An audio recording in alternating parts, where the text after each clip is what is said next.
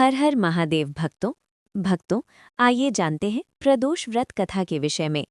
प्रदोष व्रत हर महीने की त्रयोदशी तिथि को भगवान शिव को समर्पित है, जो सुख, समृद्धि और मनोकामना पूर्ति के लिए किया जाता है। इस व्रत में प्रदोष काल यानी शाम में शिव पार्वती की पूजा अनिवार्य है। प्रचलित कथा के अनुसार एक निर्धन ब्राह्मणी ने भगवान शिव की कृपा से अपने पुत्र और एक अनाथ राजकुमार के कष्ट दूर किए और उन्हें राजसुख प्राप्त हुआ। पौराणिक कथा के अनुसार एक गांव में एक ब्राह्मण महिला रहती थी, जो बहुत निर्धन थी और जिसके पति की असामयिक मृत्यु हो गई थी। वह अपने पुत्र के साथ रहती थी और भगवान शिव की परम भक्त थी, इसलिए हर महीने प्रदोष व्रत करती थी। एक दिन उसे नदी के किनारे एक अनाथ और दुखी बालक मिला, जो विदर्भ का राजकुमार था। उसके पिता यानी राजा को शत्रुओं ने मार डाला था और राज्य छीन लिया था। ब्राह्मणी ने उस राजकुमार को अपने पुत्र के समान पाला और दोनों बालक साथ बड़े होने लगे।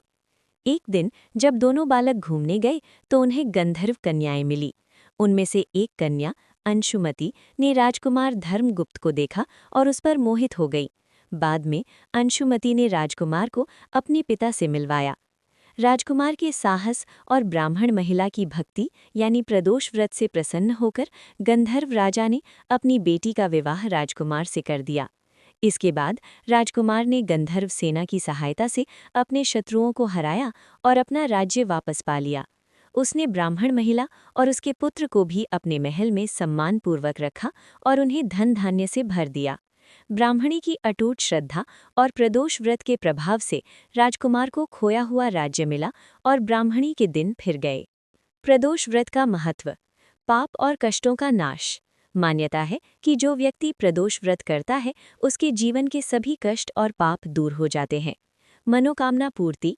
ये व्रत शिव की कृपा से संतान, सुख, शांति और मोक्ष प्रदान करता है। प्रदोष काल पूजा और कथा सुनने से ही व्रत पूर्ण होता है। इस प्रकार प्रदोष व्रत कथा समाप्त होती है। हर हर महादेव।